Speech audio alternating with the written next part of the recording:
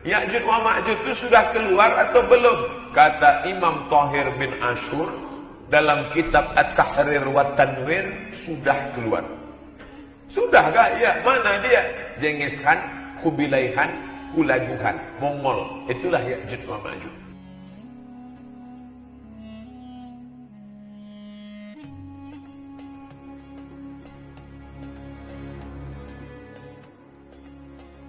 Assalamualaikum warahmatullahi wabarakatuh, sahabat Islam semuanya. Bangsa Mongol dan bangsa Tatar atau Tartar merupakan fenomena luar biasa dalam literatur Islam. Mereka sering disebut-sebut sebagai Ya'juj Ma'juj yang keluar di akhir zaman. Misalnya Syekh Ahmad Mustafa Al-Maraghi dalam kitab Tafsir Al-Maraghi menjelaskan, Ya'juj adalah Tatar dan Ma'juj adalah Mongol. Mereka berasal dari satu bapak yang bernama Tur. Mongol tinggal di ujung timur benua Asia, sedangkan Tatar adalah salah satu anggota rumpun bangsa Turki yang tinggal di padang stepa Eurasia. What are they? What are the people of Ya'juj and Ma'juj? What are they? Are they people or are they beasts or what are they? Comes in Hadith al-Bukhari that the Prophet ﷺ said, and this is clearing up the misconception what people have about Ya'juj and Ma'juj. Allah subhanahu wa ta'ala will tell Adam alayhi salatu wasalam on the day of Qiyamah to take out from your people those who will go towards Jahannam. And when the Prophet sallallahu alayhi wasallam was talking to the companions and he was telling them this hadith, the Prophet sallallahu alayhi wasallam told them that from every 1,000 of you, 999, 999 will go towards Jahannam.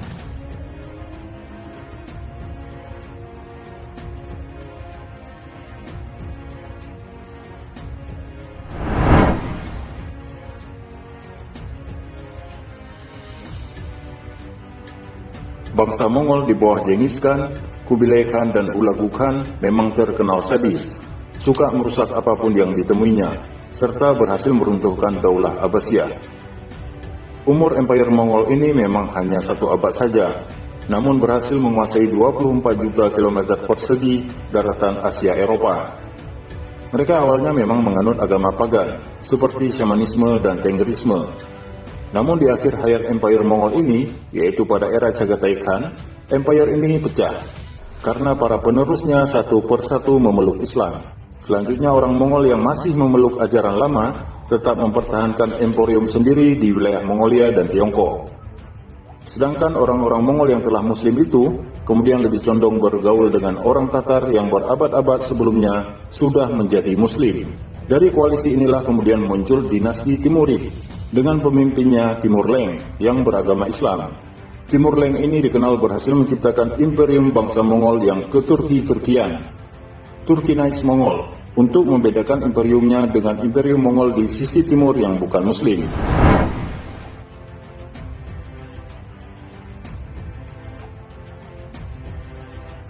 Sepanjang berdirinya Empire Mongol, bangsa Tatar lebih banyak menjadi prajurit dari pasukan Mongol itu.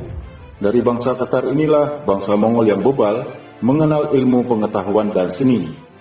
Bangsa Tatar kemudian berhasil berkoalisi dengan bangsa Mongol, membentuk Emporium The Golden Horde di padang stepa Eurasia. Ini adalah Emporium Muslim Mongol Turku, Mongol Tatar terbesar yang pernah ada. Orang Tatar memeluk agama Islam pada abad ke-10, setelah datangnya utusan Khalifah Abbasiyah Al-Muqtadir yang berkuasa di Baghdad.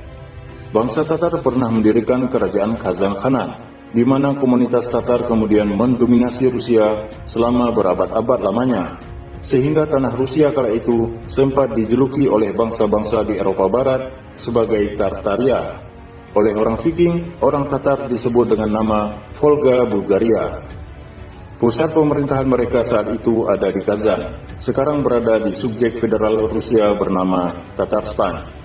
Saat ini, populasi terbanyak bangsa Tatar ada di Rusia, yaitu sebesar 5,3 juta jiwa.